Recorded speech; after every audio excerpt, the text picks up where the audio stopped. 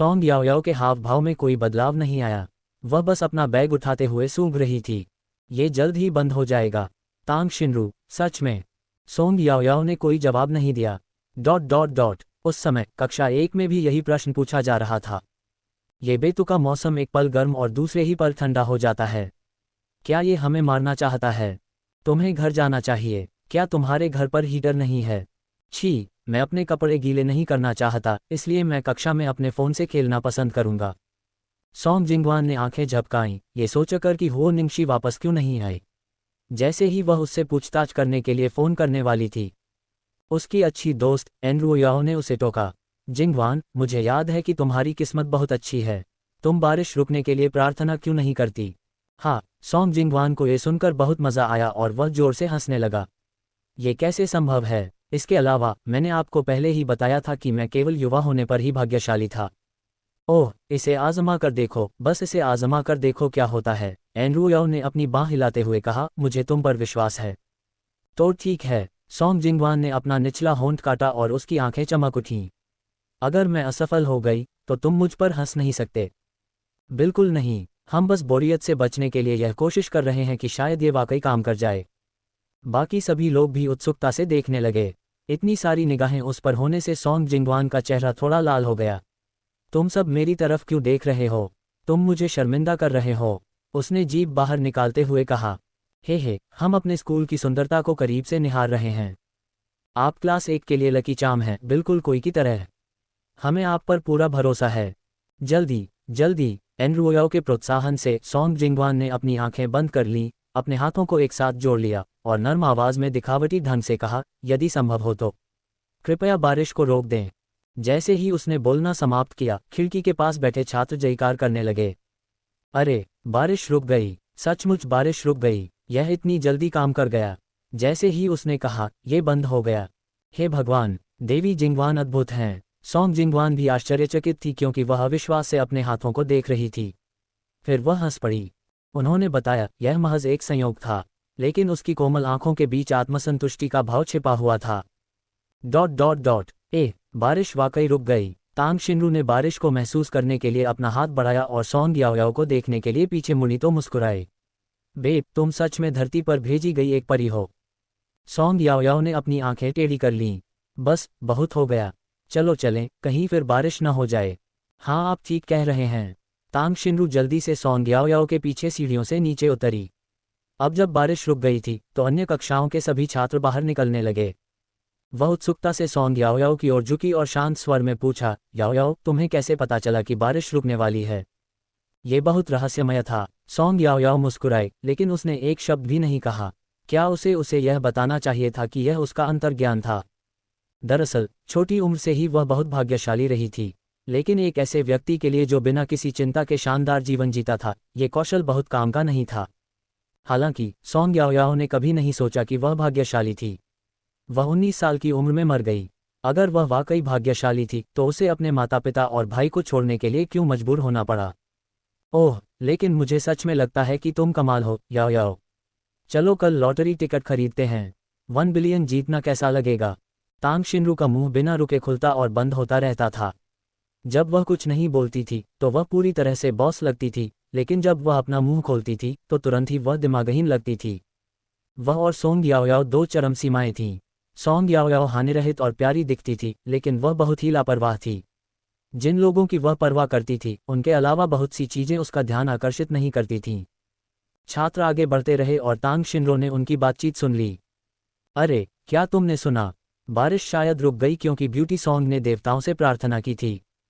सचमुच? क्या ये बहुत रहस्यमय नहीं है? संदेह मत करो, मैंने अपनी आंखों से देखा है। जैसे ही उसने बोलना समाप्त किया, बारिश रुक गई। आश्चर्यजनक है न? अरे हाँ, यह अद्भुत है। तांग शिनरू ने रुककर अपनी भौहें सिकोड़ीं। सॉन्ग जिंगवान, इसका उससे क्या लेना देना है? वह नकली कुतिया हर चीज में शामिल होने की कोशिश करती है। वह बेहद निराश थी। याओयाओ, तुम साफ शशश। सॉन्ग याओयाओ ने अपनी उंगली अपने होठों पर रखी। ये सिर्फ एक संयोग था। ऐसे कई संयोग हैं जिन्हें विज्ञान द्वारा समझाया नहीं जा सकता। इसके अलावा कोई भी हमेशा भाग्यशाली नहीं रह सकता, है न? उसकी गहरी, नम आंखों में देखने पर जागरूकता और तर्क का स्पष्ट भाव दिखाई दे रहा था। वह जैसी दिखती थी वैसी बिल्कुल भी नहीं थी। तांग शिनरू की हताशा तुरंत गायब हो गई। हाँ, हर किसी को इसके बारे में बताने की ज़रूरत नहीं है। हमें लोगों को सॉन्ग जिंगवान की तरह हमारे पैरों पर गिड़गिड़ाने की ज़रूरत नहीं है। लेकिन अंदर ही अंदर उसे अभी भी लगता था कि यह सोंग याओयाओ से संबंधित है। उसके पहले बोलने के बाद बारिश बंद हो गई।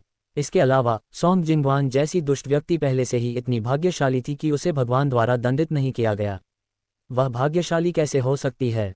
वह सॉन्ग याओयाओ जैसी भाग्यशाली उपस्थिति के साथ निष्पक्ष और नाजुक नहीं थी। सोंग याओयाओ के कार में बैठने के कुछ ही क्षण बाद सोंग जिंगवान भी कार में चढ़ गया। उसने एक गाना गुनगुनाया और सॉन्ग याओयाओ की ओर देखा। आप अच्छे मूड में लगती हैं, बहन, सॉन्ग याओयाओ ने सॉन्ग जिंगवान की ओर देखते हुए मुस्कुराते हुए कहा। हाँ, मैं शुरू में अच्छे मूड में थी, लेकिन तुम्हें देखने के बाद मेरा मूड आधा हो गया। सॉन्ग जिंगवान ने उपहास में हंसते हुए अपना सिर नीचे किया और अपने फ़ोन से खेलने लगी। सॉन्ग याओयाओ ने कंधे उचका दिए। सौभाग्य से मुझे भी ऐसा ही लगता है। ड्राइवर ने उनकी झगड़ते हुए बातें सुनी और गहरी सांस ली। उसे लगा कि काश वह बहरा होता। जब जोऊ मानली ने सोंग याओयाओ को समय पर घर लौटते देखा तो उसके चेहरे पर कोई खास सुधार नहीं आया। उसने सॉन्ग जिंगवान को पकड़ लिया और पूछा, क्या तुम्हें ठंड लग रही है? पहले जल्दी से अंदर जाओ, ये तूफान बहुत अचानक आया है। बोलने के बाद उसे अचानक कुछ याद आया और उसने सॉन्ग याओयाओ की ओर देखा। तुम भी अंदर आओ, उसने दया के स्वर में कहा।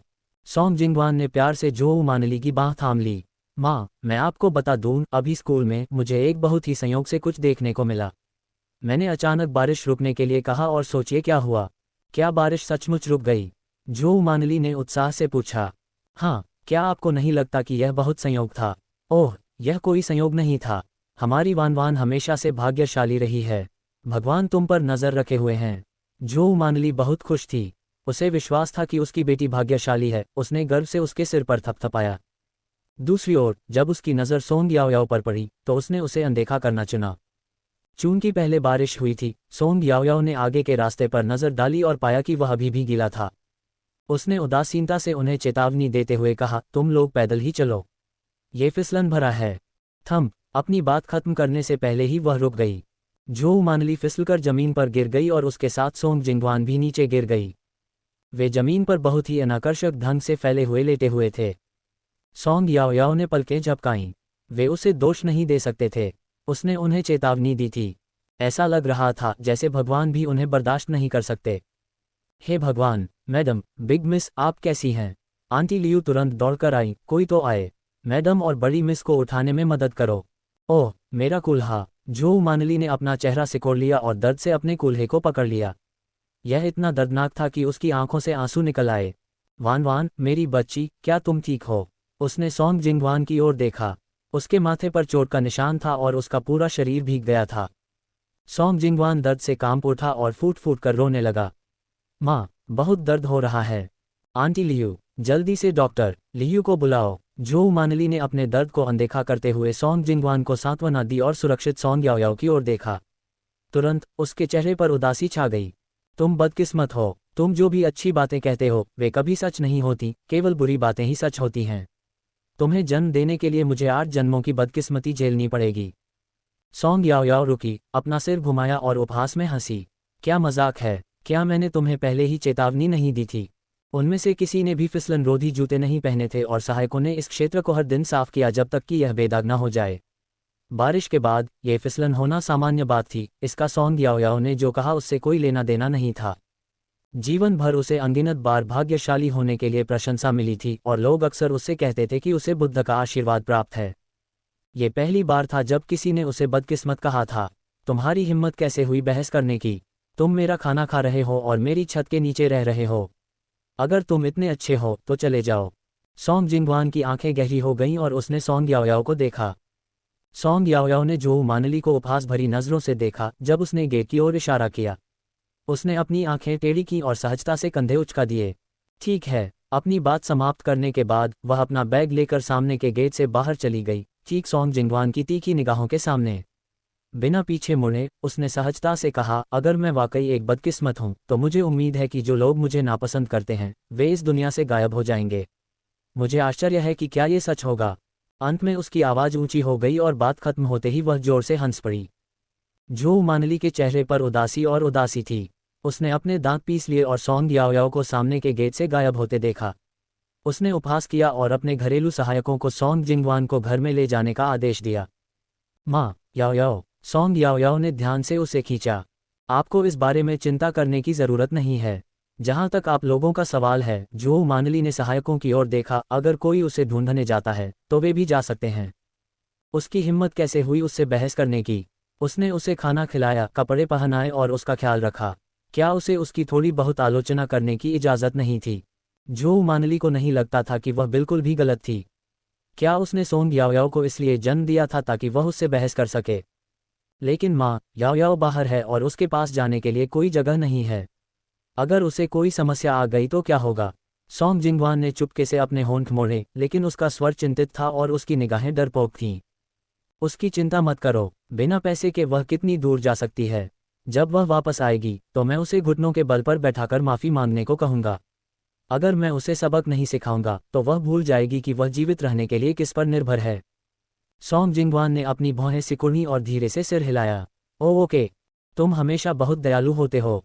सौभाग्य से मेरे पास तुम हो, वरना मैं अंततः क्रोध से मर जाता। जो मानली बहुत ही बुरे मूड में लंगड़ाती हुई घर में आई, क्योंकि वह सोच रही थी कि उसके प्यारे वानवान के बजाय सोंग याओयाओ क्यों नहीं गिरी। जैसे ही उसने ये सोचा, वह अचानक घबरा गई। इससे पहले कि वह कुछ समझ पाती, वह फिसल गई और दरवाजे के फ्रेम से जा टकराए। खनक, तेज आवाज पूरे घर में गूंजने के बाद पूरे घर में अफरा तफरी मच गई। इस गिरावट के कारण मैडम बेहोश हो गईं। माँ, क्या आप ठीक हैं? हम क्या करें? जल्दी करो, मैडम को कार में ले जाओ। उन्हें अस्पताल ले जाओ और मास्टर और यंग मास्टर को बुलाओ। इससे पहले कि सॉन्ग जिंगवान को अपने कपड़े बदलने का मौका मिलता, उसे जल्दी से कार में वापस ले जाया गया। उसने अपने बगल में बेहोश जोहू मानली पर नजर डाली और उसकी आंखों में सदमा छा गया। आखिर क्या हो रहा था? वे अचानक इतने बदकिस्मत क्यों हो गए? जैसे ही सोन परिवार की कार अस्पताल पहुंची, डॉक्टर और नर्स तुरंत उन्हें वीआईपी कमरे में ले जाने के लिए दौड़ पड़े। गहन जांच के बाद उन्होंने पाया कि साधारण गिरने के कारण उसके मस्तिष्क में चोट आई थी तथा उसके कूल्हे में मोच आ गई थी। उसे कई दिनों तक बिस्तर पर पड़े रहना पड़ा। दूसरी तरफ सॉन्ग जिंगवान को कोई समस्या नहीं थी। उसके माथे पर सिर्फ एक छोटी सी खरोंच थी और थोड़ा खून बह गया था। ऐसी कोई समस्या नहीं थी जिसे थोड़े से कीटाणुशोधन और ड्रेसिंग से ठीक नहीं किया जा सकता था। हालांकि सोंग परिवार के घरेलू सहायकों को सोंग रूई और सोंग वेंचुवान से संपर्क करने का मौका नहीं मिला। जाहिर है, वे अभी भी काम में व्यस्त थे। इस प्रकार वे उस रात बाद तक नहीं पहुंचे। लेकिन उससे पहले एक और समस्या थी। एक नई नर्स ने गलत गोलियां दी और जोहू मानली को दर्द निवारक दवा की जगह जुलाब खिला दिया। जब सोंग वेंचुवान और सोंग रूई पहुंचे तो जोहू मानली बिस्तर पर लेटी हुई कांप रही थी। दरअसल वह इतनी कमजोर थी कि वह मुश्किल से बोल भी पा रही थी। जब सोंग वेंचुवान ने जो कुछ हुआ था उसके बारे में सुना तो उसने भौहें सिकोड़ ली और महसूस किया कि कुछ ठीक नहीं है। याओयाओ कहाँ है? सोंग याओयाओ एस्टेट से बाहर निकला, एक टैक्सी रोकी और पास के एक फास्ट फूड रेस्तरां में चला गया। उसके बैग में कुछ नकदी थी, साथ ही उसका फ़ोन और आईडी कार्ड भी था। सोंग परिवार उसे नहीं चाहता था, लेकिन उसने कभी जोहू मानली को अपनी मां की तरह भी नहीं माना। इसलिए जब उस महिला ने बेरहमी से गेट की ओर इशारा करके उसे जाने के लिए कहा तो उसने बिल्कुल भी संकोच नहीं किया। वास्तव में उसे यह काफ़ी मनोरंजक लगा। एक बीफ बर्गर और एक कप गर्म दूध, धन्यवाद। कैश रजिस्टर के पीछे खड़े युवक ने अपनी टोपी ठीक की। वह उस मधुर आवाज़ से आकर्षित हुआ, इसलिए उसने अपना सिर उठाकर देखा। रजिस्टर के दूसरी तरफ बैठी लड़की ज्यादा लंबी नहीं थी। उसकी आंखें नम थीं, उसने एक टाइट, बुना हुआ कार्डिगन पहना हुआ था और उसकी नाक लाल थी। उसके गहरे काले बाल थोड़े गीले थे और वह एक छोटे जानवर की तरह दयनीय लग रही थी जिसे छोड़ दिया गया हो। ठीक है, सिर्फ एक सेट। हाँ, सोंग याओयाओ ने सिर हिलाया और आह भरी। ऐसा लगा जैसे उसे सर्दी लग गई हो। यह आपका नंबर है, इसे संभाल कर रखें। जब आपका खाना तैयार हो जाएगा तो हम आपको बुला लेंगे। चूंकि पहले से ही तूफान चल रहा था, लोग अपनी गर्दनें कॉलम में सिकोड़कर बाहर भाग रहे थे। इनमें से कई लोग बारिश से बचने के लिए रेस्तरां में आए और कुछ गर्म पेय का ऑर्डर दिया। सोंग याओयाओ खिड़की के पास बैठ गई और अपने हाथों को आपस में रगड़ने लगी। दरवाज़ा खटखटाया और एक जोड़ा अपने 2 बच्चों के साथ अंदर आया। यह एक खूबसूरत गुड़िया जैसे जुड़वां बच्चों का जोड़ा था, एक लड़का और एक लड़की। उन्होंने मैचिंग ओवरऑल और स्वेटर पहना हुआ था, एक गुलाबी और एक नीला। उनकी प्यारी आवाज़ें उसके कानों के पास गूंज रही थीं। मम्मी, मुझे कोक चाहिए। नहीं, बच्चे कोक नहीं पी सकते, उनकी लंबाई नहीं बढ़ेगी। आपको दूध पीना होगा। नहीं, मुझे कोक चाहिए। हम्फ, मैं तुम्हारा बड़ा भाई हूँ, तुम्हें मेरी बात सुननी होगी। रेस्तरां में मौजूद ग्राहक उनकी आवाज़ से आकर्षित हो गए। जब उन्होंने ये प्यारी सी बहस सुनी तो वे खुद को हंसने और दयालु मुस्कान दिखाने से नहीं रोक पाए। सॉन्ग याओ याओ ने सूंघकर पीछे मुड़ा। ओह, छोटी लड़की ने अपने होंठ फुलाए। ठीक है। छोटी लड़की ने पलटकर महिला से शिकायत की, मम्मी, मैं बड़ी बहन क्यों नहीं हूँ? अगर मैं बड़ी होती तो भाई को मेरी बात माननी पड़ती। पफ। सॉन्ग याओ याओ कुछ सोचते हुए अपनी आंखों को घुमाने से नहीं रोक सकी। अगर उसे ठीक से याद है तो हो सकता है कि उसने पहले भी यही बचकानी बातें कही हों। कितना मूर्खतापूर्ण। नंबर 023, कृपया अपना भोजन लेने के लिए काउंटर पर आएं। नंबर 023, कृपया। सॉन्ग याओ याओ ने अपना हैमबर्गर और गर्म दूध लिया। जब वह वापस लौटी तो उसने पाया कि जुड़वां बच्चों की प्यारी जोड़ी उसके सामने बैठी थी। उसने अपने बैग से एक पाठ्यपुस्तक निकाली और खाना खाते समय उसका अध्ययन किया। अचानक उसे अपनी कमीज के हेम पर खिंचाव महसूस हुआ और वह आश्चर्य से नीचे देखने लगी। गुलाबी कार्डिगन वाली छोटी लड़की ने अपना सिर झुकाया और प्यार से पूछा, बड़ी बहन, क्या आप रो रही हैं? क्या? सॉन्ग याओ याओ ने अनजाने में उसके चेहरे को छुआ। वह कब रोने लगी? बड़ी बहन, उदास मत हो, मैं तुम्हें वो कैंडी दूंगी जो मेरे भाई ने मुझे दी थी, तुम्हें खुश रहने की ज़रूरत है। छोटी लड़की ने अपनी जेब से एक फल कैंडी निकाली और उसे सॉन्ग याओ याओ के हाथ में थमा दिया। उसकी गहरी आंखें चमकीली और स्पष्ट थीं। कैंडी। सॉन्ग याओ याओ ने अपना हाथ खोला और आश्चर्य से उस संदिग्ध उम्र की कैंडी को देखा जो एक रंगीन और झुर्रीदार आवरण में लिपटी हुई थी। वह अचानक मुस्कुराई, धन्यवाद। आपका स्वागत है, खुश रहो, बड़ी बहन। अरे, तुम्हें अजनबियों से बात नहीं करनी चाहिए। क्या तुम्हें याद नहीं है कि मम्मी ने तुमसे क्या कहा था? छोटे लड़के ने गंभीरता से छोटी लड़की को अपने पास खींच लिया। लेकिन बड़ी बहन तो वाकई दुखी लग रही थी। उसने दुखी होकर अपने नाखून काटते हुए कहा। छोटे लड़के ने सॉन्ग याओ याओ को देखा और परिपक्व स्वर में कहा, अरे, अपना सिर नीचे करो। सॉन्ग याओ याओ को यह सब मज़ेदार लगा। उसने अपना सिर थोड़ा नीचे किया और बच्चों की तरह धीरे से पूछा, क्या हो रहा है? जैसे ही उसने ये कहा, उसे अपने सिर पर थपकी महसूस हुई। छोटा लड़का जो अपने पंजों पर खड़ा था, नीचे झुका और असहायता से बुदबुदाया, तुम्हारी उम्र में क्या तुम नहीं जानते कि अपना ख्याल कैसे रखना है? यह एक अपवाद है। उसने छोटी लड़की को अपने माता पिता की तलाश में खींच लिया और सख्ती से कहा, तुम्हें दुखी होना बंद कर देना चाहिए।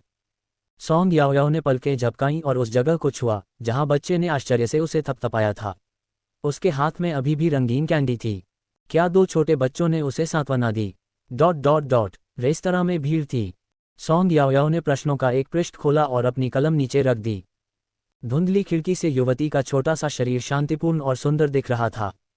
उसने यह नहीं देखा कि एक कार उसके पास से गुजरी और अचानक पीछे की ओर मुड़ गई। अंततः वह रुक गया और एक आकृति बाहर निकली।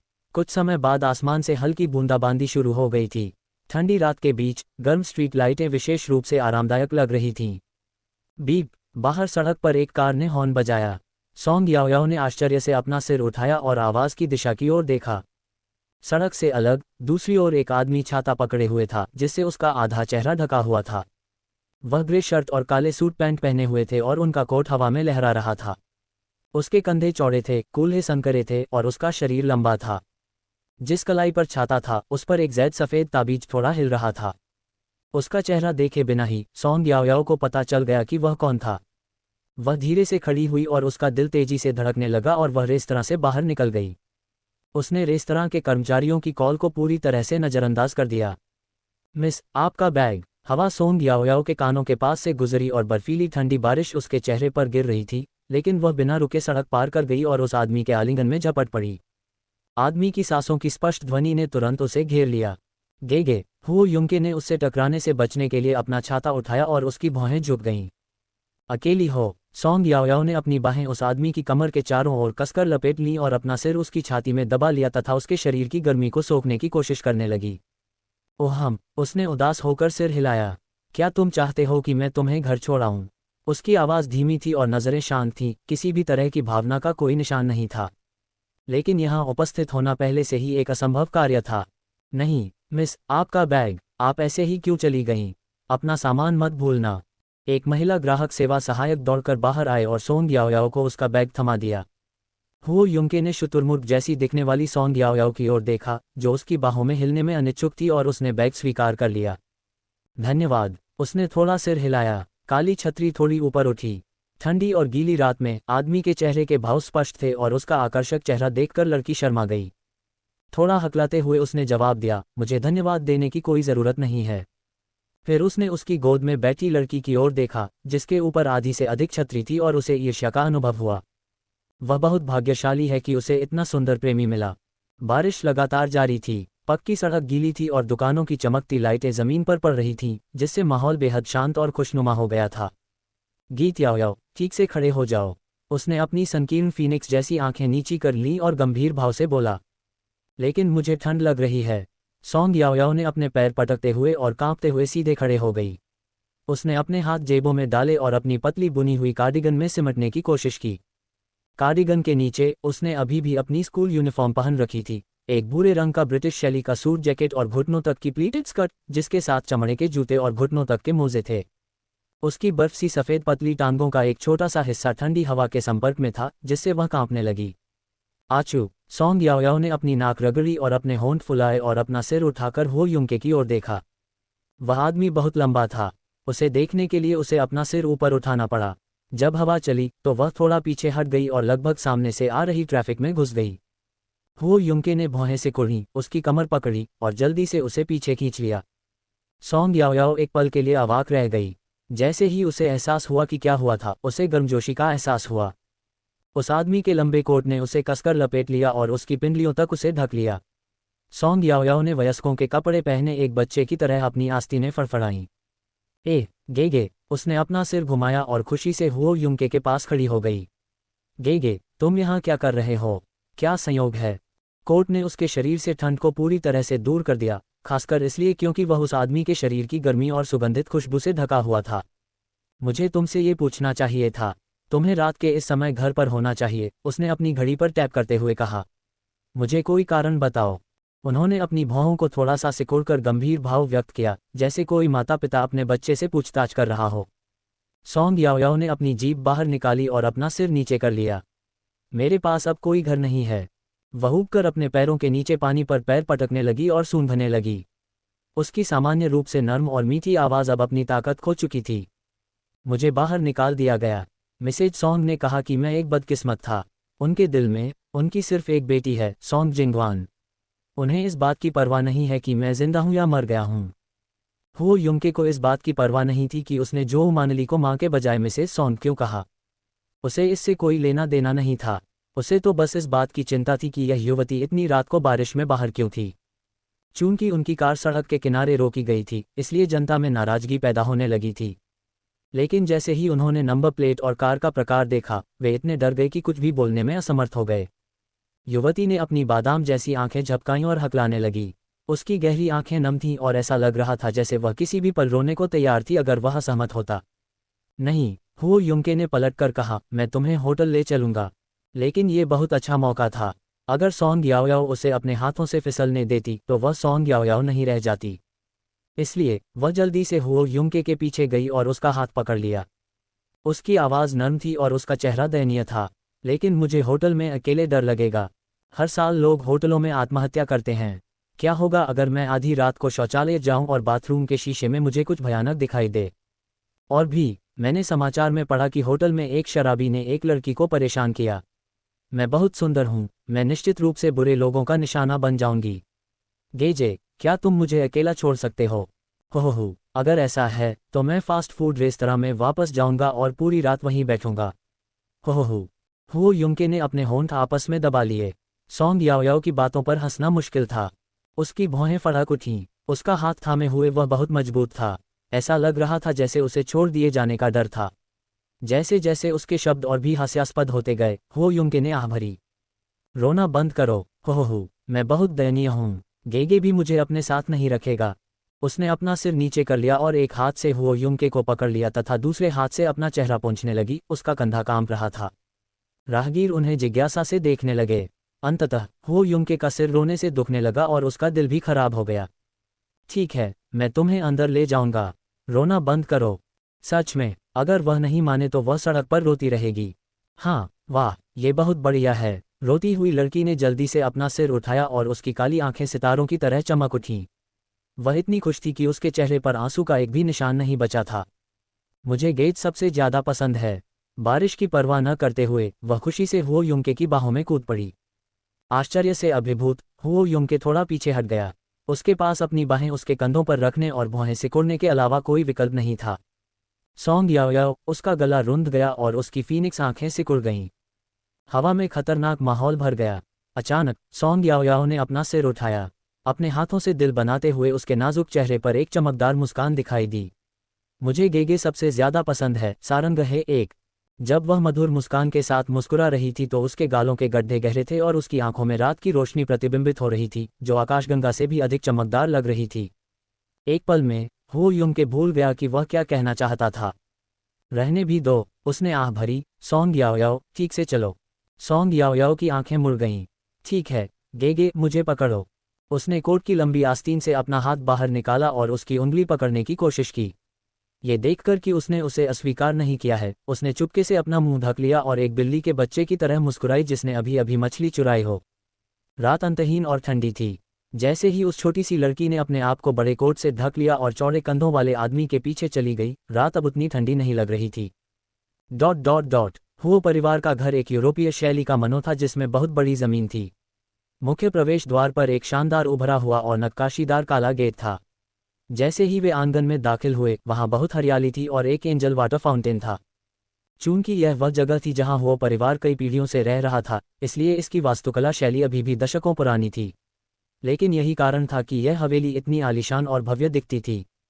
हुओ निंगशी रात के 10 बजे तक वीडियो गेम खेलता रहा। तब तक उसे भूख लगने लगी थी। अपने दोस्तों को कुछ देर के लिए सूचित करने के बाद उसने कुछ खाने के लिए नीचे जाने का फैसला किया।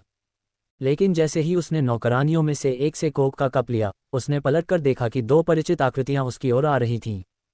थम, उसका हाथ फिसला और कोक उसके पैर के ऊपर गिर गया। उसने सिर्फ घर की चप्पल पहनी हुई थी, इसलिए दर्द की वजह से वह तुरंत सीधा खड़ा हो गया। दरवाजे की तरफ देखते हुए उसका चेहरा और भी ज्यादा हैरान हो गया।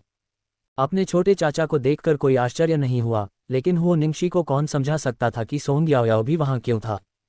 क्या वह भूत देख रहा था? सॉन्ग याओयाओ, तुम बहुत जिद्दी हो। तुम हमेशा मेरे छोटे चाचा से क्यों चिपकी रहती हो? तुम। हुओ निंगजी। हुओ युंग ने अपना छाता बटलर को थमा दिया और अपनी शर्ट के कुछ बटन खोल दिए। क्या हमने तुम्हें नियम नहीं सिखाए? छोटे चाचा, मुझे माफ कर दो। हुओ निंगशी का चेहरा पीला पड़ गया। वह हुओ युंग के सामने अपना सिर बिल्कुल भी नहीं उठा सकता था। उसका सिर शर्म से झुक गया था, लेकिन जब उसने सॉन्ग याओयाओ के बारे में सोचा तो वह इसे स्वीकार नहीं कर सका। लेकिन छोटे चाचा, सॉन्ग याओयाओ, वह मेरी मेहमान है। हुओ युंग शांत रहा। ऐसा लग रहा था जैसे वह उससे कह रहा था कि यह उसका कोई काम नहीं है। वह आगे बढ़ा, ऊपर की ओर बढ़ा और सॉन्ग याओयाओ की ओर इशारा किया। जियान ताओ कहाँ है? जियान ताओ से कहो कि वह उसका ख्याल रखे। ये कहने के बाद उसने सॉन्ग याओयाओ की ओर देखा और रुक गया। सॉन्ग याओयाओ ने तुरंत अपनी आस्तीनें हिलाकर समझाते हुए कहा, गेगे, अगर तुम व्यस्त हो तो चलो, मैं यहाँ ठीक रहूंगा। हुओ युंग ने सिर हिलाया। अंकल झांग, हाँ गुरुजी, मैं समझ गया। जब उन्होंने हुओ युंग को जाते देखा तो अंकल झांग मुस्कुराए और उनके साथ सम्मानपूर्वक व्यवहार किया। हाय मिस सॉन्ग, मैं हुओ परिवार का बटला हूँ। आप मुझे अंकल झांग कह सकते हैं। मास्टर जिस व्यक्ति की परवाह करते थे उसके प्रति वह विशेष रूप से चौकस थे। नमस्ते। लड़की ने धीरे से अपना सिर हिलाया और उसकी गहरी घनी पलकें हल्के से फड़क उठीं। वह विशेष रूप से आज्ञाकारी और प्यारी लग रही थी। अंकल झांग की मुस्कान तुरंत और भी ज्यादा ईमानदार हो गई। ओह मिस सॉन्ग, आप थोड़ी देर के लिए सोफे पर बैठ सकती हैं। मैं आपके लिए गेस्ट रूम तैयार करने के लिए किसी को भेज दूंगा। अगर आपको किसी चीज की जरूरत हो तो बस मुझे बताएं। सॉन्ग याओयाओ की आंखें मुड़ी हुई थीं। उसने अपने हाथ घुटनों पर रखे और शालीन स्वर में उत्तर दिया, मैं बहुत ज्यादा चूजी नहीं हूं। कोई भी चीज ठीक है, बशर्ते वह तैयार हो। परेशानी के लिए माफी चाहता हूं। इसमें कोई परेशानी नहीं है। कृपया रुकें, मैं जियान ताओ को बुलाता हूं। सॉन्ग याओयाओ से स्वीकृति मिलने के बाद चाचा झांग चले गए। साथ ही उन्होंने नौकरानियों को उसकी पसंदीदा मिठाई और एक गिलास गर्म दूध तैयार करने का आदेश दिया। वह बता सकता था कि लड़की ठंडी थी। अंकल झांग के चले जाने के बाद हुओ निंगशी और सॉन्ग याओयाओ ही लिविंग रूम में बचे थे। हुओ निंगशी ने अपना कोक उठाया और उसे हाथ में घुमाते हुए व्यंगपूर्वक कहा और सोफे पर पीछे झुक गया। सॉन्ग याओयाओ, क्या तुम मुझे इतना पसंद करती हो? इतना कि तुम अपना मकसद पूरा करने के लिए मेरे छोटे चाचा को बहकाओगी? सॉन्ग याओयाओ ने धीरे से अपना सिर उठाया। उसकी निगाहें गहरी थीं। तुमने क्या कहा? उसने अपना सिर झुका लिया जैसे कि वह उसे स्पष्ट रूप से सुन नहीं पाए। मैंने पूछा कि क्या तुम सच में मुझे इतना पसंद करती हो? हो निंगशी ने हर शब्द साफ साफ कहा और उसे उपहास भरी नज़रों से देखा। लेकिन तुम्हें हार मान लेनी चाहिए। भले ही तुम सारे प्रयास कर लो, मैं तुम्हें कभी पसंद नहीं करूंगी। सच में। सॉन्ग याओयाओ ने अपना कोट उतारकर सोफे पर रख दिया और धीरे से उसे थपथपाया। फिर वह खड़ी हुई और हो निंगशी की ओर चली गई।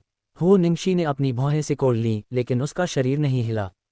उसे यकीन था कि सॉन्ग याओयाओ में इतनी हिम्मत नहीं थी कि वह वो परिवार के घरेलू सहायकों के सामने उसे पीट सके। लेकिन उसे इस बात का कोई अंदाज़ा नहीं था कि वर्तमान सॉन्ग याओयाओ अब वह दयनीय सॉन्ग याओयाओ नहीं रही, जिसे कोई प्यार नहीं करता था और जिसकी परवाह नहीं करता था।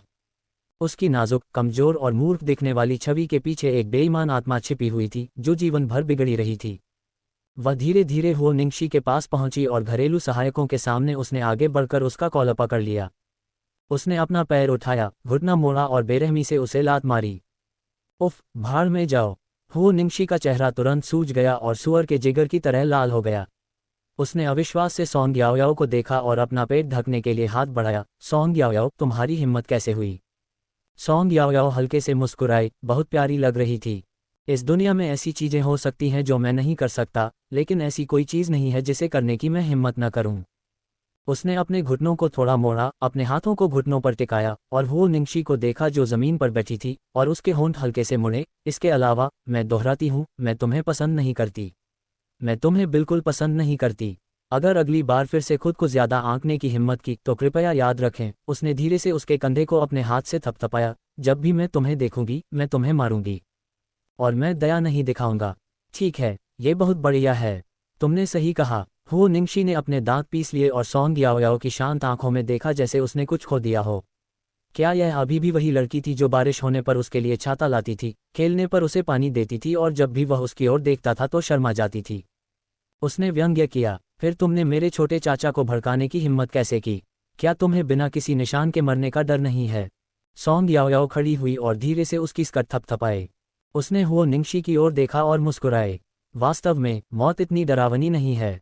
हॉट मॉनिटर से बीप की आवाज़ के साथ ही सारी इंद्रियां तुरंत खो जाती और शरीर बहुत हल्का हो जाता। उसके बाद वह दूर जाने लगता। लड़की की त्वचा पीली और बेजान थी, फिर भी उसकी आंखें बड़ी थीं और होंठ लाल थे। जब उसके होंठ ऊपर की ओर मुड़े और उसने उसे खुशी से देखा तो हो निंगशी को लगा कि उसका सिर सुन्न हो गया है। भाड़ में जाओ। क्या वह किसी भूत से टकरा गया? एक मास्टर का विशेष अतिथि था और दूसरा परिवार का युवा मास्टर था। जब दोनों बहस कर रहे थे तो घरेलू सहायक, जो खाद्य श्रृंखला में व्यवहारिक रूप से सबसे निचले पायदान पर थे, एक दूसरे की ओर देखने लगे। उन्हें समझ नहीं आ रहा था कि उन्हें बीच में आकर उन्हें रोकना चाहिए या बिना कुछ किए देखते रहना चाहिए। वे अभी भी झिझक रहे थे, तभी अंकल झांग एक खूबसूरत महिला के साथ अंदर आए। उसने सूट पहना हुआ था और 3 सेमी की काली ऊंची एड़ी के जूते पहने हुए थे। यह एक कार्यालय कर्मचारी के लिए सामान्य उपस्थिति थी, लेकिन उसके शरीर पर आकर्षक वक्रता के कारण वह निस्संदेह परिपक्व लग रही थी। क्या गलत? ऊपर से एक आदमी की आवाज़ सुनाई दी। उसने लाउंजवियर पहन लिया था और उसकी ठंडक काफ़ी कम हो गई थी। रोशनी की वजह से वह सौम्य भी लग रहा था। जैसे ही उसने बात खत्म की, एक नाजुक लड़की उसकी बाहों में आ गिरी। उसने अपने आंसू रोक लिए और दुखी होकर हो निंगशी की ओर इशारा किया। गे, उसने मुझे परेशान करने की कोशिश की। भाड़ में जाओ, कोई भी तुम्हें परेशान नहीं करना चाहेगा। हो निंगशी की आंखें चौड़ी हो गईं और वह चौंककर उछल पड़ा। अपने पेट के आसपास के दर्द को नज़रअंदाज करते हुए उसने असहाय भाव से सॉन्ग याओयाओ को देखा। क्या तुम इससे ज़्यादा नकली पा सकते हो, सॉन्ग याओयाओ? मैं एक कुपोषित शरीर को क्यों परेशान करूं जो एक बीन स्प्राउट जैसा दिखता है? मौखिक उत्पीड़न के बारे में क्या? गे, सॉन्ग याओयाओ ने हो युंके की आस्तीन खींची और हुंकार भरी। उसने कहा कि मैं तुम्हारे करीब इसलिए आई क्योंकि मैं उसे पसंद करती हूं और मैं उसके साथ मिलने के लिए तुम्हारा इस्तेमाल कर रही थी। क्या ये कोई इंसान कहेगा? क्या आप थे? हाँ। सॉन्ग याओयाओ ने दुखी होकर अपना सिर उठाया और उस आदमी की आंखों में देखा जो झील की तरह शांत थी। उसने अपने होंठ फुलाए। बिल्कुल नहीं, मुझे हो निंगशी बिल्कुल पसंद नहीं है। मुझे गेगे सबसे ज़्यादा पसंद है। वह तुम्हारे जितना सुंदर नहीं है, नहीं वह उतना लंबा और सुडौल है। मैं उसमें दिलचस्पी लेने के लिए अंधी हो जाऊंगी। गीत, याओ, उसे इतना नीचा दिखाते हुए सुनकर कि वह कुछ भी नहीं रहा, हो निंगशी को बहुत गुस्सा आया। तुम मुझे पसंद नहीं करते। मैं ही हूँ जो तुम्हें पसंद नहीं करती। मैं समझता हूँ। हो युंके ने अपना सिर हिलाया, उसकी आवाज़ धीमी और गहरी थी। सॉन्ग याओयाओ ने अपनी शर्ट के कोने को खींचा और उस आदमी की फीनिक्स जैसी आंखों में पानी की सतह पर धीरे धीरे उभरती लहरों की तरह मुस्कान को स्पष्ट रूप से देखा। चूंकि तुम उसे पसंद नहीं करती तो मैं इस मामले को अपने हाथ में ले लूंगा। तुम्हारे पिता ने एक तरफा जो मौखिक समझौता किया है उसे गंभीरता से नहीं लिया जा सकता। हुओ युंके ने शांत भाव से हुओ निंगशी की ओर रुख किया। अब से तुम्हारा उससे कोई लेना देना नहीं है। क्या तुम ये स्वीकार करने को तैयार हो? हुओ निंगशी इसे स्वीकार करने में बहुत खुश थी, इसलिए उसने तुरंत अपना सिर हिलाया। बेशक। सॉन्ग याओयाओ को थोड़ी देर तक देखना भी कष्टप्रद था, खासकर तब जब ये बदमाश किसी भूत प्रेत से ग्रसित व्यक्ति की तरह हिंसक था। वह तो पीड़ित की तरह व्यवहार कर रही थी। कितनी बेशर्मी है। ठीक है, तुम्हारा क्या कहना है? हुओ युंके ने अपनी नज़रें नीची कर लीं। मेरा उससे कोई लेना देना नहीं था। सॉन्ग याओयाओ ने अपनी नाक सिकोड़ ली। उसके पिता ने मेरे माता पिता के साथ समझौता किया था, उसका मुझसे क्या लेना देना? मैं एक इंसान हूँ, गुड़िया नहीं। मैं भविष्य में जिस व्यक्ति को पसंद करूंगी उससे ज़रूर शादी करूंगी। उनका फैसला हमेशा एक मामूली बात रही है। उसने नाखुशी से अपने होंठ फुलाए। चाहे जो भी कारण हो, उन्होंने अपने अधिकार से दबाव डाला था और एक तरफा रूप से यह समझौता तय किया था। क्या उन्होंने कभी सगाई की पार्टी आयोजित की? ये कभी आधिकारिक नहीं था। शुरू में ये ठीक था क्योंकि उसके शरीर के मूल मालिक को हुओ निंगशी पसंद थी, लेकिन वर्तमान में उसे बचकाना लड़के में बिल्कुल भी दिलचस्पी नहीं थी। ठीक है। हुओ युंके की मुस्कान बढ़ गई और उसने अपना सिर हिलाया। हुओ निंगशी, कल सॉन्ग्स में जाओ, माफ़ी का तोहफा लेकर आओ और लोगों के सामने अपने रिश्ते को स्पष्ट करो। मुझे क्यों करना चाहिए? हुओ निंगशी की आंखें अनिच्छा से चौड़ी हो गईं। वह कभी भी सॉन्ग याओयाओ को पसंद नहीं करता था और शादी के लिए कभी सहमत नहीं हुआ। उसे माफ़ी क्यों मांगनी चाहिए? हुओ निंगशी, तुम्हें यह समझने की ज़रूरत है। हुओ युंके की नज़र ठंडी और तीखी थी। यह कोई बातचीत नहीं है, यह एक आदेश है। तुम खुद वहां चलना चुन सकती हो या तुम्हें वहां ले जाया जाएगा। क्या तुम समझती हो? हुओ निंगशी वहीं खड़ी रही। माहौल दमघोंटू था। उस आदमी की मौजूदगी इतनी दमघोंटू थी कि हुओ निंगशी मुश्किल से सांस ले पा रही थी। उसने उस लड़की की तरफ देखा जो उसके छोटे चाचा के बगल में खड़ी थी। उसकी निगाहों में अनिच्छा, अपमान और लाचारी का भाव था। उसने अपने और अपने छोटे चाचा के बीच की असमानता को पहले कभी इतनी स्पष्टता से महसूस नहीं किया था जितना उस समय किया। वे एक दूसरे से इतने दूर थे कि ऐसा लग रहा था जैसे कोई पूरी आकाशगंगा उन्हें अलग कर रही हो। हुओ युंके उस ऊंचाई पर था जहां वह कभी नहीं पहुंच सकता था। हाँ, हुओ निंगशी ने बुदबुदाया, मैं समझती हूँ। बोलने के बाद वह और अधिक देर तक वहां नहीं रुकना चाहता था, इसलिए उसने जल्दी से एक बहाना ढूंढा और अपने कमरे में वापस चला गया। जैसे ही वह चला गया, सॉन्ग याओयाओ तुरंत मुस्कुराया। उसके गोरे और नाजुक चेहरे पर जीवंत भाव थे और उसकी आंखों में एक छिपी हुई धूर्तता थी। क्या तुम मेरे बारे में चिंतित थे, गेज? तुमसे प्यार करता हूँ। उसने अपनी बाहें उठाईं और अपने सिर के ऊपर एक दिल बना लिया। हुओ युंके ने उसकी ओर दबंगई से देखा।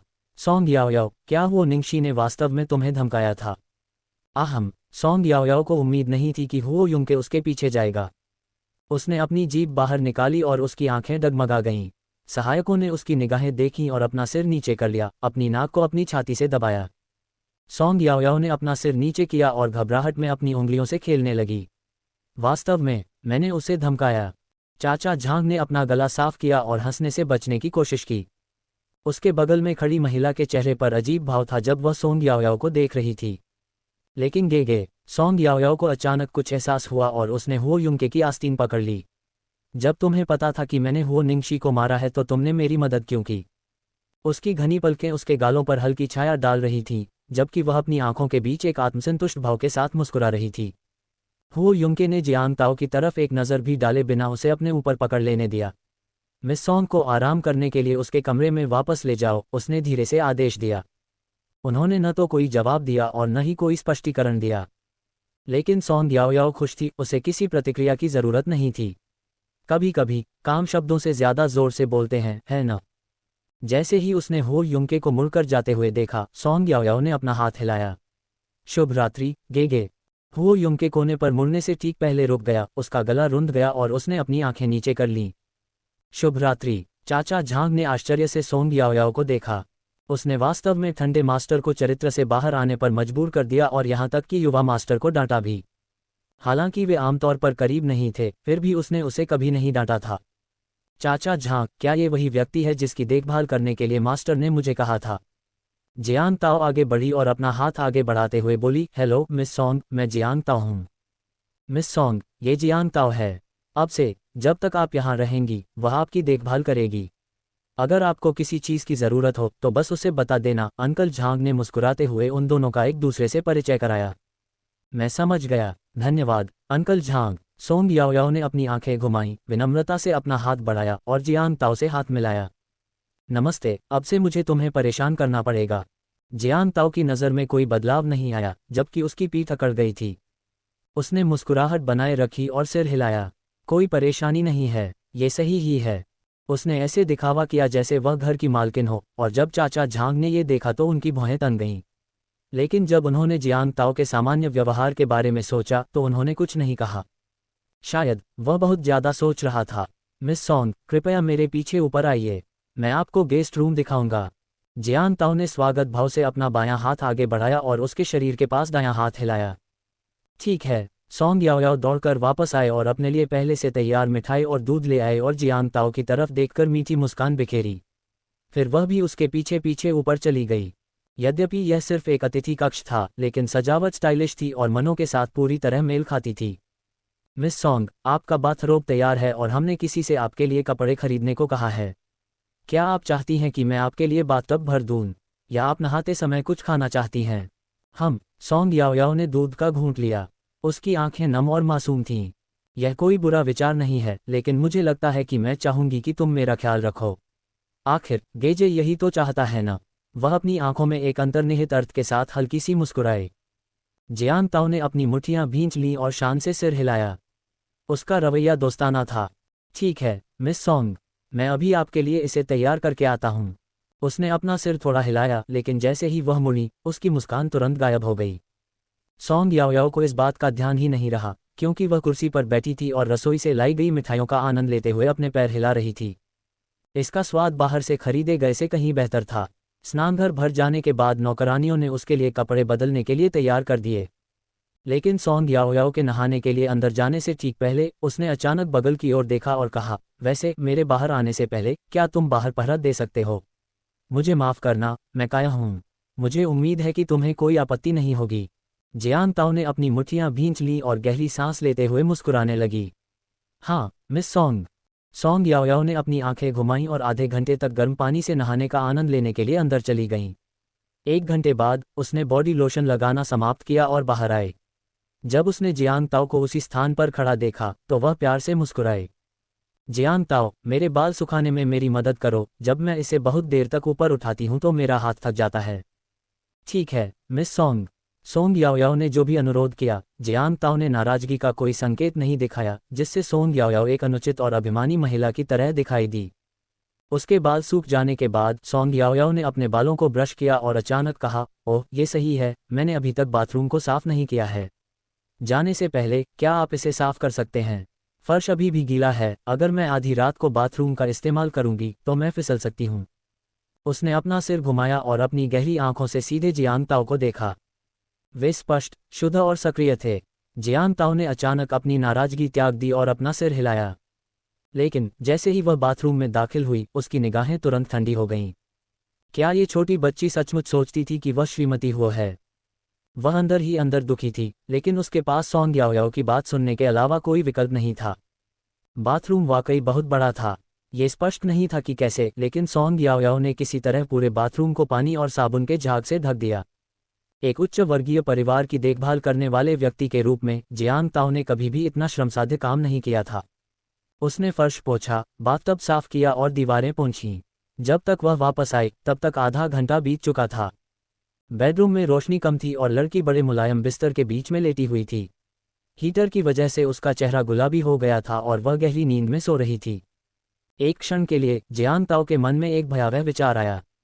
यदि वह सोते समय अपना चेहरा रजाई से ढक ले तो क्या होगा? उसने जल्दी से उसे नकार दिया। इस विचार से वह खुद डर गई। होंठ सिकुड़ते हुए वह जल्दी से कमरे से बाहर निकल गई। बेडरूम का दरवाज़ा बंद करने के बाद सो रही सोंग याओयाओ ने धीरे से अपनी आंखें खोलीं। उसकी खाली और धुंधली आंखें बिल्कुल भी नींद भरी नहीं लग रही थीं। आप सहन करने में बहुत अच्छे हैं। सोंग याओयाओ ने जोर से हंसते हुए खुद को रजाई में और भी गहराई से दबा लिया। अगर वह किसी पर नज़र डाल लेती है तो वह कभी किसी और को उस पर लालच नहीं करने देती, भले ही वह अब उसे नहीं चाहती हो। ... रात शांतिपूर्ण थी। सोंग याओयाओ के बैकपैक में रखा फ़ोन अपने आप बंद हो गया था और वह चुपचाप बिस्तर पर लेटी हुई थी। अस्पताल के एक वीआईपी कमरे में सोंग रुई गुस्से में था। जो मानली, तुम सच में पागल हो गई हो। बच्चे शायद न समझें, लेकिन तुम्हें बेहतर पता होना चाहिए। चाहे वह उस निराशाजनक लड़की को कितना भी नापसंद करता हो, उसने कभी भी उसे बाहर निकालने के बारे में नहीं सोचा, वे अभी भी उसे खाना खिलाने में सक्षम थे। अब ये बताने की आवश्यकता नहीं है कि वह काफ़ी बदल गई थी। कौन जानता है कि वह कहाँ चली गई? ऐसा नहीं है कि उसके पास पैसे नहीं हैं। वह शायद होटल का कमरा बुक करने के लिए भाग गई होगी। चिंता की क्या बात है?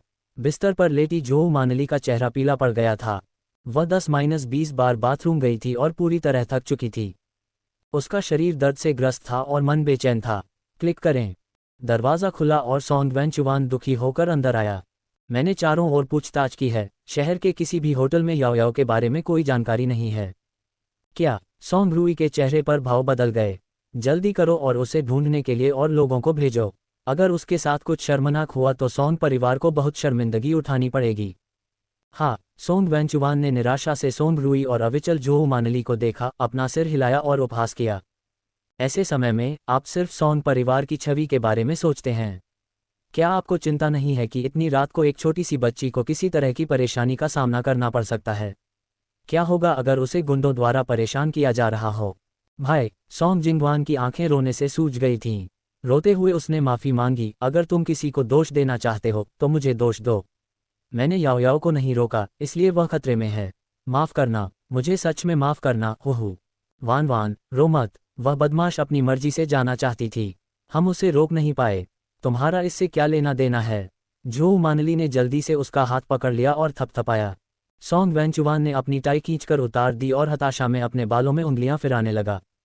गुस्से में हंसते हुए उसने कहा, अगर उसके साथ कुछ हो गया तो क्या तुम्हें लगता है कि तुम बच जाओगे? जिंगवान, मैंने हमेशा सोचा था कि बुरे इरादों वाली लड़की इतनी बुरी नहीं हो सकती। यह मत भूलना कि याओ याओ तुम्हारी बहन है। ये कहकर वह मुड़ा, दरवाज़ा खोला और चला गया। भाई, सोंग जिंगवान ने उत्सुकता से उसका पीछा किया, लेकिन जैसे ही दरवाज़ा उसके चेहरे पर बंद हुआ, उसकी आंखों में एक भयावह नज़र उभरी। वह सूंघने लगी और धीरे से रोने लगी। पूरी रात बारिश होती रही और अगले दिन भी मौसम उदास रहा, जिससे मौसम और अधिक ठंडा हो गया। दस्तक दस्तक दस्तक। मिस सोंग, क्या आप जाग रही हैं? दरवाज़ा खुला और साफ सुथरे कपड़े पहने सोंग याओ याओ ने मुस्कुराते हुए जियांग ताओ का स्वागत किया। गुड मॉर्निंग, सिस्टर जियांग ताओ। अचानक उसकी आवाज़ को नर्म करते हुए और अपनी बहन को विनम्रता से अभिवादन करते हुए सुनकर जियांग ताओ थोड़ा हैरान हो गया। अपना भाव बदले बिना उसने धीरे से सिर हिलाया। सुप्रभात। क्या गेगे जाग रहा है? सोंग याओ याओ जल्दी से नीचे की ओर दौड़ने लगा। मास्टर आमतौर पर सुबह जल्दी उठते हैं, लेकिन इस समय केवल यंग मास्टर ही डाइनिंग रूम में हैं। मास्टर को नाश्ता करना पसंद नहीं है। दिन के इस समय उन्हें ग्रीन हाउस में होना चाहिए, जियांग ताओ ने धीरे से समझाया, जैसे कि वह वो युंके से वास्तव में परिचित थी। सोंग याओ याओ ने अपना सिर झुकाया। ओह, सच में? तो क्या तुम उसे मेरे लिए बुला सकती हो? मैं उसके साथ नाश्ता करना चाहती हूँ। वह युवती खिले हुए फूल की तरह सुंदर थी और जब वह मुस्कुराती थी तो सब कुछ चकाचौंध कर देता था। जियांग ताओ की आंखें चमक उठीं और उसने संदेह से कहा, लेकिन मास्टर कभी नाश्ता नहीं करते। ऐसा इसलिए है क्योंकि सही व्यक्ति सामने नहीं आया है। सोंग याओ याओ मुस्कुराया, लेकिन अब चीजें अलग हैं। कृपया गेजे को सूचित करें कि मैं भोजन कक्ष में इंतजार कर रही हूं और उसे जल्दी करने के लिए कहें। याद रखें, अगर वह नहीं आता है तो मैं खाना नहीं खाऊंगी। लड़की की मधुर आवाज़ एक संगीत नोट की तरह नाच रही थी, क्योंकि उसका पतला शरीर सर्पिल सीढ़ी से नीचे गायब हो गया था। कितना बचकाना और बिगड़ा हुआ। जियांग ताओ ने अपनी मुट्ठियां भींच लीं। कुछ देर बाद वह आखिरकार सीढ़ियों से नीचे उतरी और बाहर चली गई। दूर से ही जियांग ताओ उन दुर्लभ फूलों के बीच अद्वितीय आकृति को देख सकता था। वह व्यक्ति टर्टलनेक स्वेटर पहने हुए था और नम हवा ने उसकी आंखों के चारों ओर धुंध पैदा कर दी थी, जिससे वह अतिरिक्त सुंदर और आकर्षक लग रहा था, जैसे कि साफ चांद के नीचे हल्की हवा चल रही हो। कौन विश्वास कर सकता था कि वो परिवार का स्वामी, एक ऐसा व्यक्ति जो अपने पैरों के एक झटके से वैश्विक आर्थिक अशांति पैदा कर सकता था, इतना युवा था। उसका दिल तेजी से धड़कने लगा और वह ग्रीनहाउस की ओर बढ़ते हुए अपनी भावनाओं पर काबू पाने की कोशिश करने लगी। सर, उसकी आवाज़ में एक अजीब सी उत्सुकता थी। वह चाहती थी कि सर मुड़ें और उसकी ओर देखें। हालांकि परिणाम से उसे निराशा ही हाथ लगी। बोलना। वह आदमी बहुत ठंडा था। ऐसा लग रहा था जैसे उसका सारा धैर्य पहले से ही ग्रीनहाउस में लगे फूलों को समर्पित था, क्योंकि वह झुककर कुछ पत्तियां काट रहा था। उसकी उंगलियां मुड़ गईं। मिस सॉन्ग जाग गई हैं। ठीक है। ग्रीनहाउस के कोने में एक चीनी गुलाब खिल रहा था और एक फूल की पंखुड़ियां झर-झर कर मुरझा रही थीं। उसने लापरवाही से उसे काट दिया, अपना सिर नीचे किया और अपने हाथ में लेकर खेलने लगा। उसने तुमसे नाश्ता करने को कहा है। अगर तुम नहीं जाओगे तो वह खाना नहीं खाएगी। ये कहने के बाद जियांग ताओ के होंठ स्पष्ट रूप से ऊपर की ओर मुड़ गए।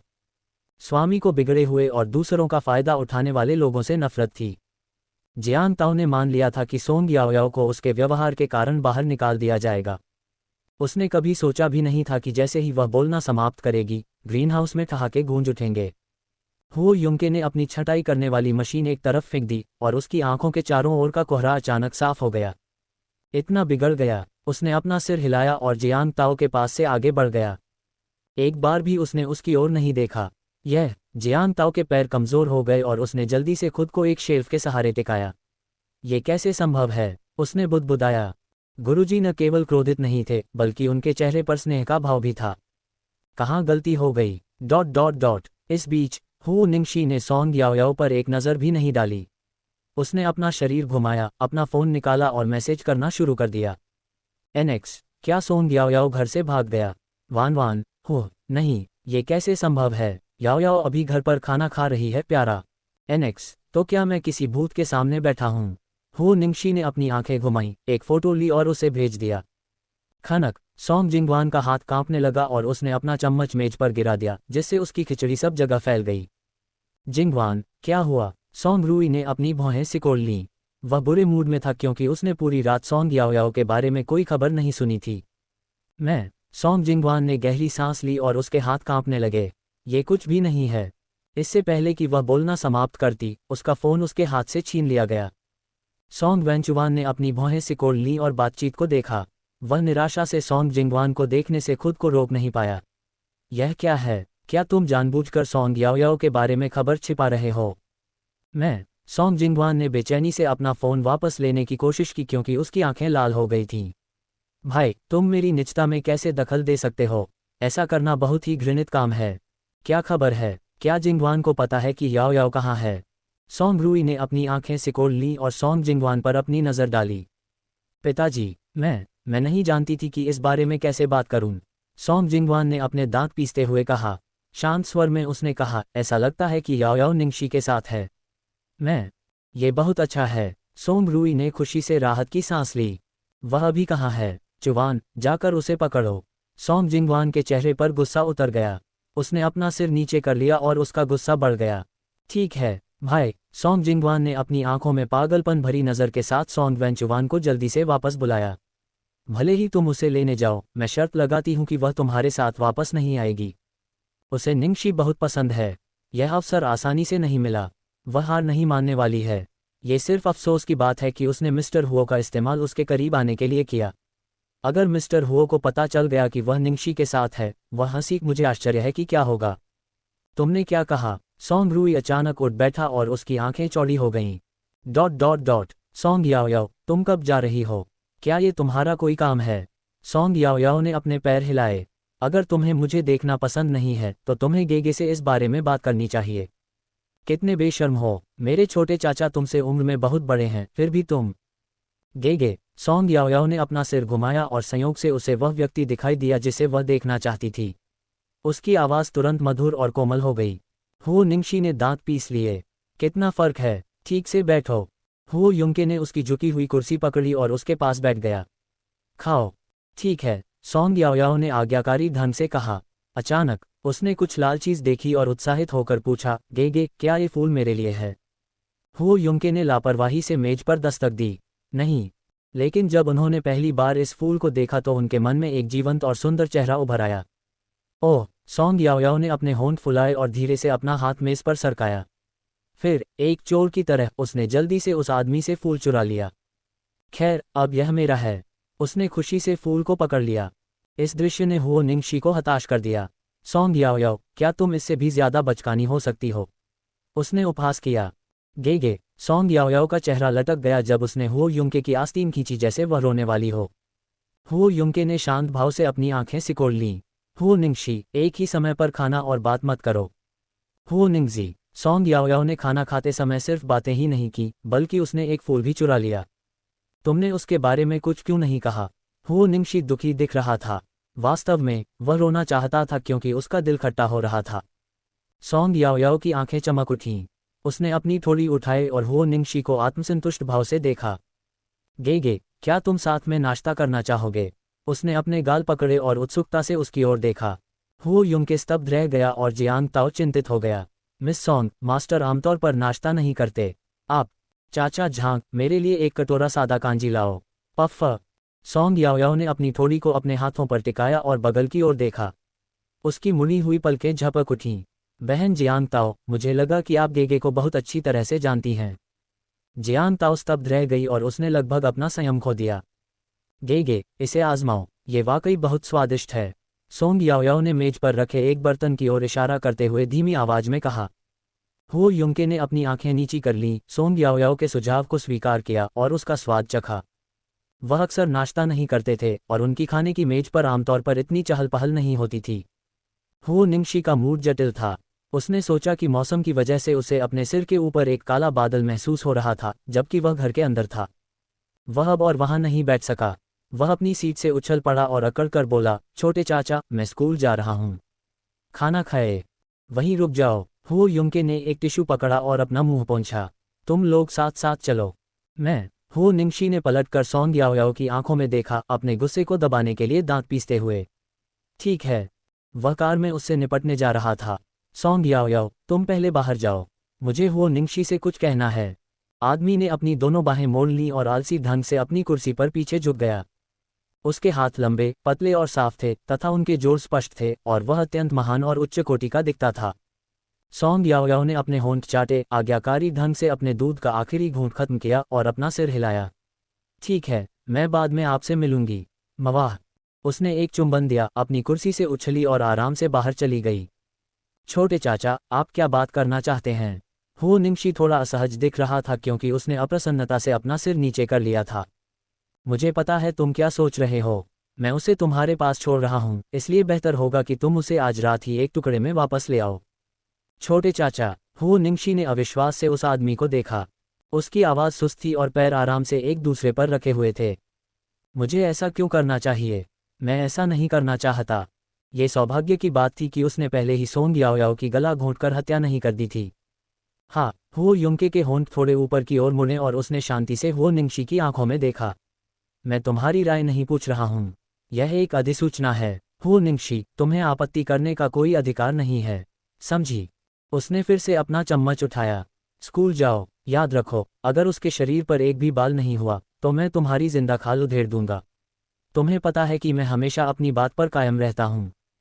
वह आदमी सामान्य तरीके से बोल रहा था, फिर भी इससे हो निंगशी की रीढ़ में ठंडक दौड़ गई, जैसे वह बर्फ के तहखाने में खड़ा हो।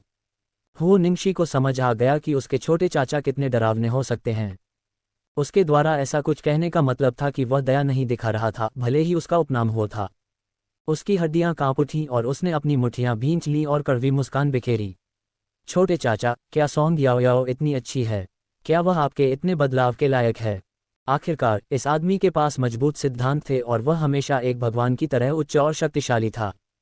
वफादार अधीनस्थों ने उसकी हर आज्ञा का पालन किया और हो निंगशी को किसी से भी बेहतर समझ थी कि उसे अपने निर्णय की आलोचना करने का कोई अधिकार नहीं था, जैसा कि उसने कहा था।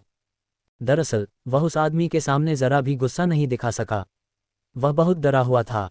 एक बार जब कोई व्यक्ति शक्ति के एक निश्चित स्तर पर पहुंच जाता है तो अन्य लोगों में उसके खिलाफ जवाबी कार्रवाई करने का साहस नहीं होता। सोंग याओयाओ कार में चढ़ी और उसने पाया कि हो निंगशी असामान्य रूप से शांत थी। उसने अपनी थोड़ी खुजाते हुए उसे उत्सुकता से याद दिलाया, हो निंगशी, गेगे अभी आसपास नहीं है। तुम जो कहना चाहते हो कह सकते हो। हो निंगशी खुश नहीं दिखी। चुप रहो। वह उस बिगड़ल लड़के से बात नहीं करना चाहता था जिसने उसके छोटे चाचा को बहकाया था। गीत याओयाओ, क्या वह अब उसका विरोध नहीं कर रहा था? टच, कैसे उबाओ। स्कूल के गेट तक वे चुपचाप खड़े रहे। कोहरे की एक पतली परत के बीच सोंग याओयाओ ने दो जानी पहचानी आकृतियां देखीं। हो निंगजी। सोंग याओयाओ ने अपनी आंखें सिकोड़ लीं और मुट्ठी हिलाई। क्या तुमने उन्हें बताया? जैसे ही उसने उसकी गहरी आंखों में देखा, हो निंगशी को वास्तव में अपराध बोध की एक दुर्लभ भावना महसूस हुई। उसने अपनी नाक को छुआ और बुदबुदाया, इसका मुझसे क्या लेना देना है? जल्दी करो और कार से बाहर निकलो, सोंग याओयाओ। अचानक एक हाथ ने उसका कॉलर पकड़ लिया और उसे आगे की ओर खींचा, जब तक कि वह लड़की के चेहरे के सामने नहीं रुक गया। उसने उसे धमकी भरी नजरों से देखा। चाहे तुमने कहा हो या नहीं, अभी कार से बाहर निकलो। चाहे तुम्हें कुछ भी करना पड़े, सोंग जिंगवान को भगाने में मेरी मदद करो। उसे अभी तक गेगे का संपर्क नंबर भी नहीं मिला था। वह कैसे जा सकती थी? मैं क्यों करूं? हु निंगशी ने दांत पीसते हुए कहा। सोंग याओयाओ ने व्यंग्य किया और उसे दूर धकेल दिया। गेगे ने तुम्हें कुछ कहा होगा, है न? या तो तुम मेरी बात सुनो या फिर मैं घर पहुंचने पर गेगे को बता दूंगी कि तुमने मुझे परेशान किया। तुम्हारी मर्जी। उद्धरण चिन्ह प्रश्नवाचक चिन्ह प्रश्नवाचक चिन्ह प्रश्नवाचक चिन्ह उद्धरण चिन्ह। हु निंगशी की नज़रें उलझन भरी थीं। सोंग याओयाओ, क्या तुम्हें कोई शर्म है? वह काफ़ी आकर्षक थी, लेकिन उसने इतना अमानवीय व्यवहार क्यों किया? सोंग याओयाओ ने अपनी बाहें पार की और सहजता से पीछे झुक गई। उसकी अभिव्यक्ति, उसकी मुद्रा, उसे इसकी परवाह नहीं थी कि वह कौन था। बाहर सोंग जिंगवान ने पहले ही कार को देख लिया था और खिड़की पर दस्तक देने के लिए आगे बढ़ा था। निंगजी। हु निंगशी ने अपना चेहरा पोंछा, दांत पीसते हुए कुछ शब्द बोले, मुझे ये तुम्हें देना होगा। उसने जल्दी से दरवाजा खोला, बाहर निकला और सोंग जिंगवान का स्वागत किया। आज तुम इतनी जल्दी क्यों आ गए? सोंग जिंगवान की नज़र इधर उधर भटक गई और उसने असावधानी से अपना सिर हिलाया। हाँ, मुझे थोड़ी परेशानी है, उसने सोंग वेंचुवान की ओर इशारा करते हुए कहा। निंगशी, याओयाओ कहाँ है? क्या तुमने उसे देखा है? मैं एक क्षण के लिए हु निंगशी वास्तव में सीधे उत्तर देना चाहती थी। जिस व्यक्ति को आप ढूंढ रहे हैं वह मेरी कार के अंदर बैठा है। पर क्या उसकी हिम्मत थी? वह लड़की इतनी बेशर्म थी कि हमेशा खुद को ही शिकार बना लेती थी। इतना ही नहीं, उसके छोटे चाचा ने भी उसकी बात पर विश्वास कर लिया। क्या तुम्हें लगता है कि वह मेरी कार में बैठी होगी? वह सपना देख रही होगी? हु निंगशी ने अपने हाथ जेब में डाले और तिरस्कार भरा भाव दिखाया। चलो साथ में अंदर चलते हैं, उसने बगल से देखते हुए कहा। जब सोंग जिंगवान ने ये शब्द सुने तो उसे बहुत अच्छा लगा। सोंग याओयाओ हाल ही में बहुत बदल गई थी। पहले उसे कभी इस बात की चिंता नहीं थी कि हु निंगशी उसे पसंद करेगी, लेकिन अब सोंग जिंगवान निश्चित नहीं हो सका। वह सहमत होना चाहती थी, लेकिन सोंग वेंचुवान की ओर देखते हुए वह झिझकने लगी। सोंग वेंचुवान ने अपनी आंखें सिकोड़ लीं। देर मत करो, मैं खुद उसे ढूंढने जाऊंगा। तुम पहले अंदर जा सकते हो। सोंग जिंगवान की आंखें चमक उठीं। फिर मिलते हैं, भाई। आज सुबह वह बहुत आवेगपूर्ण थी। दोनों स्कूल के गेट से अंदर घुसे और सोंग वेंचुवान कार की तरफ बढ़ा। उसने अपनी उंगली मोड़ी और खिड़की पर दस्तक दी। उसकी आवाज़ ठंडी थी। सोंग याओयाओ, क्या तुम चाहती हो कि मैं तुम्हें कार से बाहर बुलाऊं? सोंग याओयाओ ने अपनी भौहें सिकुड़ी और उदास होकर बाहर निकल गई। उसने सबसे पहले कहा, मैं ये स्पष्ट कर दूं कि मैं तुम्हारे साथ वापस नहीं जा रही हूं। कौन चाहता है कि तुम मेरे साथ वापस आओ? सोंग वेंचुवान ने उपहास किया और उसकी ओर देखा। जब वे घबराए हुए नहीं हैं तो मैं क्यों घबराऊं? उस सुबह सोंग जिंगवान के शब्दों ने सोंग परिवार पर बम की तरह प्रहार किया और उसे पूरी तरह से अस्त व्यस्त कर दिया। सोंग रुई, जिसने अभी तक अपनी इच्छाओं को पूरी तरह से त्यागा नहीं था, उसे प्राप्त जानकारी से परेशान होना स्वाभाविक था। लेकिन वह कितना परेशान था, यह इस बात पर निर्भर करता था कि वह कितना महत्वाकांक्षी था। फिर आप सोंग याओयाओ ने अपना मुंह खोला। उसे उम्मीद नहीं थी कि सोंग वेंचुवान ऐसा कहेगा। उसने एक प्यारे और मूर्ख भाव के साथ अपना सिर नीचे झुका लिया।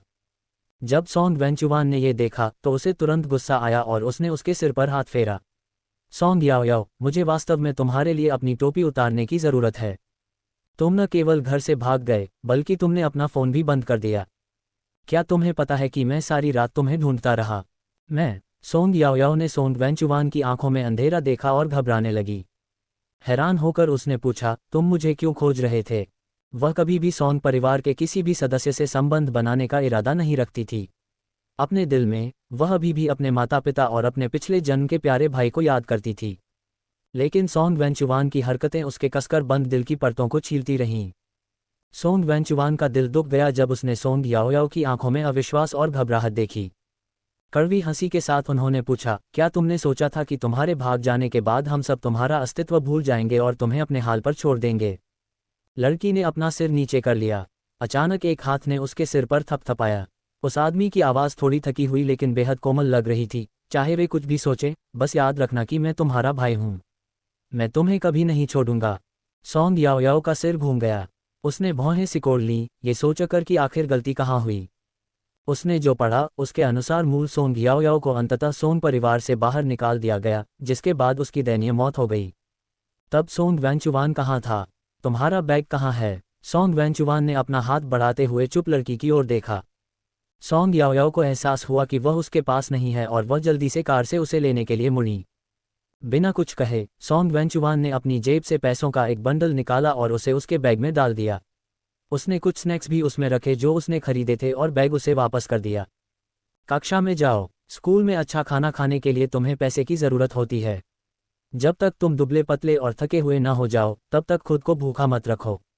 ये शर्मनाक है। आप। सोंग याओयाओ ने अपने गाल फुला लिए। शुरू में वह काफ़ी भावुक थी जब तक कि उसने ये शब्द नहीं कहे। पफ। सोंग वेंचुआन ने उसके गालों पर चुटकी काटते हुए हंसते हुए कहा। बहुत प्यारा है। सोंग याओयाओ ने उसका हाथ झटक दिया। तुम हाथापाई मत करो, उसने नाखुशी से उसे घूरते हुए चेतावनी दी। जैसे ही उसने बोलना समाप्त किया सोंग वेंचुआन ने एक हाथ से उसका कॉलर पकड़ लिया और उसे जबरदस्ती स्कूल की ओर घुमा दिया। जल्दी करो और कक्षा में जाओ। अरे कितना अपमानजनक। यह मूर्ख आदमी बात को बहुत आगे ले जा रहा था। मुझे अरे मत कहो। मुझे भाई कहो। बिल्कुल नहीं, सोंग याओयाओ ने कहा और बिना पीछे देखे स्कूल की ओर भाग गई। ऐसा मत सोचो कि तुम एक बैग भर स्नैक्स से मेरा प्यार खरीद सकती हो। मुझे रिश्वत देना इतना आसान नहीं है। सोंग वेंचुआन फिर से हंसा। उसने अपने हाथ जेब में डाले और सहजता से पूछा, 2 बैग के बारे में क्या ख्याल है? 10 कैसा रहेगा? सोंग याओयाओ ने घृणा से अपना हाथ हिलाया। जल्दी से घर जाओ और थोड़ा आराम करो। तुम्हारी आंखों की थैलियां लगभग फर्श पर लटक रही हैं। ये बहुत भद्दा लग रहा है। छी। सोंग वेंचुआन ने अपना चेहरा छुआ, थोड़ा दुख महसूस करते हुए।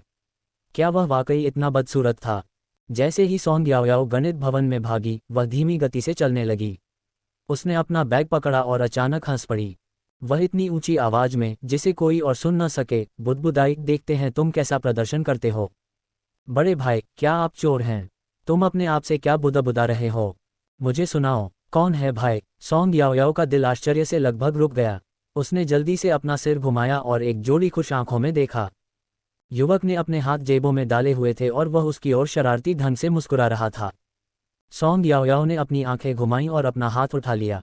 एक चेतावनी, मेरे चेहरे पर मत मारो। कौन जानता था शेंग शुन पीछे हट जाएगा, अपनी आंखें बंद कर लेगा और उसे चेतावनी देगा। सोंग याओयाओ का हाथ उसके सिर पर पड़ा जब वह सोंग वेंचुआन द्वारा बिखरे बालों को ठीक कर रही थी। बिना कुछ कहे अपने होंठ फुलाते हुए उसने कहा, सहपाठी, क्या तुम पूरी तरह से जाग नहीं रही हो? क्या उसे नहीं पता था कि उसका हाथ दुखेगा? वह उसे क्यों मारेगी? क्या ये सभी लोग आत्मपीड़क थे? शेन जून एक था और हो निंगशी भी एक था। सोंग याओयाओ अपना बैग लेकर कक्षा में चली गई और शेन शुन अपने चेहरे पर पट्टी बांधे हुए अजीब और हास्यास्पद लग रहा था, उसके पीछे पीछे कदम से कदम मिलाकर चल रहा था। वह पूरी तरह से बेफिक्र था। असल में उसे इस बात की कोई परवाह नहीं थी कि लोग उस पर क्या क्या आरोप लगा रहे हैं। मेरा पीछा करना बंद करो। सोंग याओयाओ ने अपने गाल उभारे। हम इस बात पर सहमत हुए थे कि अगर आप जीतते हैं तो मैं आपका अधीनस्थ बनूंगा। आप अपनी बात पर अड़े क्यों नहीं हैं? शेन जुन ने शिकायत की। गीत याओयाओ, क्या यह आदमी बीमार था? गंभीर चुप्पी के साथ वह कक्षा में चली गई और देखा कि तांग शिनरो अभी तक नहीं आई थी। कक्षा की शुरुआत स्वर अध्ययन से हुई। कक्षा के इस भाग के दौरान शिक्षक ने उन्हें बिना किसी पर्यवेक्षण के स्वयं अध्ययन करने दिया। लेकिन तीसरी कक्षा में स्वर अध्ययन का कोई प्रावधान नहीं था।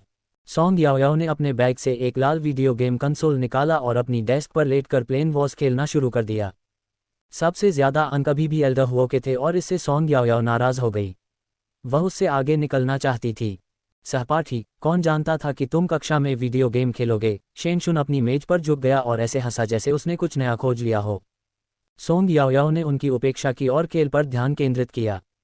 शेन जुन ने नवीनतम गेमिंग कंसोल निकाला और उसके साथ थोड़ा खेला, लेकिन जल्दी ही उसे ऊब महसूस होने लगी। जब उसने सोंग याओयाओ के पुराने कंसोल से आने वाली आवाज़ें सुनी तो उसने उसकी दिलचस्पी जगाई। विरोध न कर पाने के कारण उसने उसकी पीठ पर धक्का मारा। सहपाठी, क्या मैं खेल सकता हूँ? हान जून ने अपनी आंखें घुमाईं। क्या शेन जुन पर भूत सवार था? वह अपने चरित्र से और भी ज्यादा अलग व्यवहार कर रहा था। नहीं, जैसी कि उम्मीद थी, सोंग याओयाओ ने उसे बेरहमी से अस्वीकार कर दिया। ओह, इतने निर्दयी मत बनो। सोंग याओयाओ का हाथ फिसल गया और उसका विमान दीवार से टकरा गया।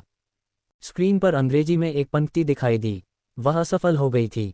उसने एक लंबा चेहरा बनाया और दुखी होकर पीछे मुड़ी। शेन जुन, क्या तुम मरना चाहते हो? मम। शेंग शुन आलसी भाव से मेज पर लेटी रही। मैं मरना नहीं चाहता, पर जीना भी नहीं चाहता। थप्पड़। हान जून की आंखें फड़क उठीं जब उसने देखा कि शेन जुन के चेहरे से एक किताब गिर गई। उसने सोचा कि सोंग याओयाओ का अंत हो गया है। उसने भाई शुन के धैर्य को बार बार चुनौती दी थी और अब तक शायद वह अपनी सीमा पर पहुंच चुका था। वह अपना आपा खोने वाला था। वाह सहपाठी, तुम तो बहुत चिड़चिड़े हो। हान जून, शेंग शुन ने अपना चेहरा रगड़ा। अगर मैं तुम्हें एक बार मारने दूं तो क्या तुम मुझे एक गेम खेलने दोगे?